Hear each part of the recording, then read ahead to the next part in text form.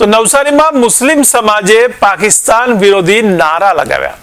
ત્યારે પહેલગામ હુમલાના વિરોધમાં મુસ્લિમ સમાજે કેન્ડલ માર્ચ યોજ્યું હતું। ત્યારે સમસ્ત મુસ્લિમ સમાજ દ્વારા નવસારીમાં કેન્ડલ માર્ચનું આયોજન કરવામાં આવ્યું હતું।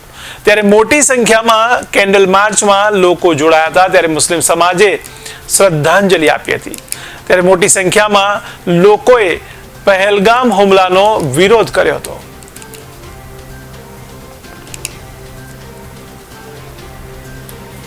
ये पहलगाम ની અંદર જે નાપાક કૃત્ય જે આતંકવાદે જે કર્યા છે અને પાકિસ્તાની જે મેલી મુરારી ધાર્મિકની જે કરી છે તેને નવસારી પૂર્વ મુસ્લિમ સમાજ અને પૂરો રાષ્ટ્ર વખોડે છે।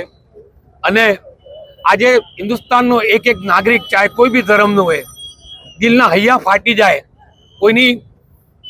કોઈનો પતિ ગયો, કોઈના માસૂમના બચ્ચા જતા રહ્યા, આજે એ જોવા માટે લોકો રડી રહ્યા છે।